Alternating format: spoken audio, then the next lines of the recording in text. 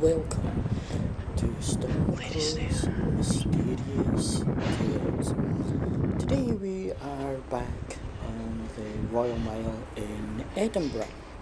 Today we are actually at the Lawn Market section of the Royal Mile, and I'm going to take you down through one of the closes, James Close to be precise. This will show you the narrowness of some of the closes that were situated on the Royal Mile. When we get to the bottom of James Close, then we'll go along past a few other closes to the Writers' Museum.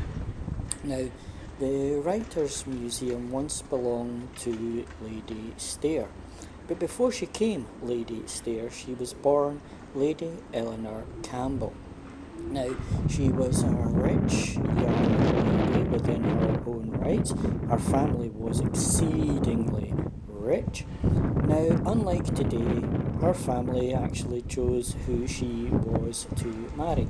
In this case, it was Lord Primrose. Now, he was not a nice guy in any way, shape or form. He was a gambler, he was a drunkard, he was a blackguard, but more importantly, he was also known to beat his previous wives. Now, one day, while she is in her house, in her own room, he comes in drunk as a skunk, bottle of wine in one hand and a dagger in the other. Now, she's young, she's virile, she fights him off, and she makes her way out onto the Royal Mile, races down the Royal Mile and gets to her mother-in-law's house. Once there, her mother-in-law takes her in. About 10 minutes later, there is banging at the door, and in bursts Lord Primrose. Lady Primrose turns around and tells him exactly what to do with himself. Now, believe it or not, her mother-in-law backs her and tells Lord Primrose to basically get out the house, which he duly does after an exceedingly long argument. Eventually, he realises he is losing face and he needs to make up with his young wife. Try as he might to reconcile the marriage, she is having none of it. So he decides to do what sometimes men decide to do, disappear. Now guys, if you are listening to this, not a good idea. He disappeared completely for about 8 months. There was no sign of him, there was no letters, and no one knew exactly where he had gone to. Now, she was wondering, Lady Primrose, where her husband was, so she decided to contact a spiritualist, a medium. She knew there was one in town, down in the Grass Market, an Italian fortune teller. So she disguised herself along with a maid and made their way down to the Grass Market. Upon entering his little carriage, there she was told to look into a mirror. Now this is actually called mirror scrying. She looked into the mirror and she was asked to think of what the problem was, what she needed the most. And of course that was to find her husband. So she thought about her husband. A picture formed in the mirror.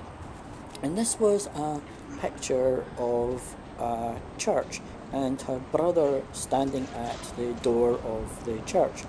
The church door flew open and her brother walked into the church. He then drew his sword and charged down towards the two people that were getting married. On one side was a beautiful young lady, on the other side not such a good looking guy. It was actually her husband. Then she saw her brother challenge her husband to a duel. Now, when her brother returned back to Scotland, he had actually been on a gold trade mission.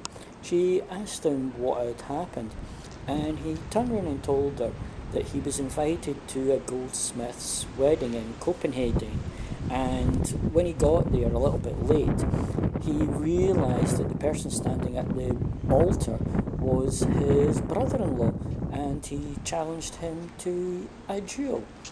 Now, he actually spent 2 years in jail for bigamy.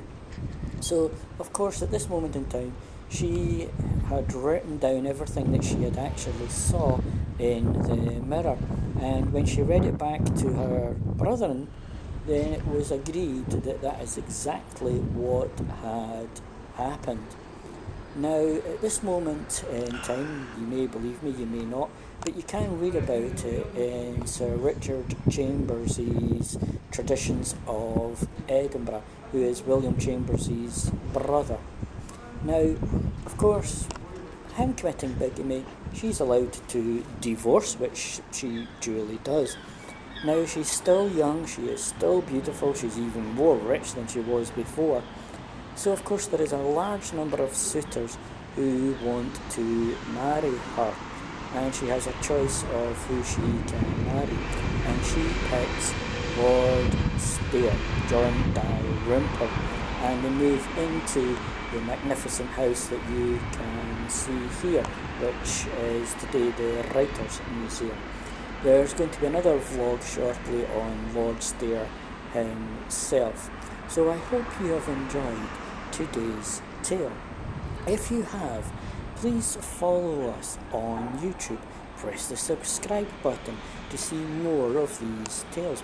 Or you can follow us on Facebook page, Stormcrow's Mysterious Tales, or our Facebook group, Edinburgh and Scotland's History. You can also book a walking tour with us, Rituals of Witchcraft, which is completely free, Witchcraft Edinburgh, or Tales of Edinburgh. You can also book for a fortune-telling reading, chakra energy work, or a Yoni massage. Thank you for enjoying our tales for today. Please contact us if you wish more information on bookings or readings or chakra or Yoni energy treatment. Thank you.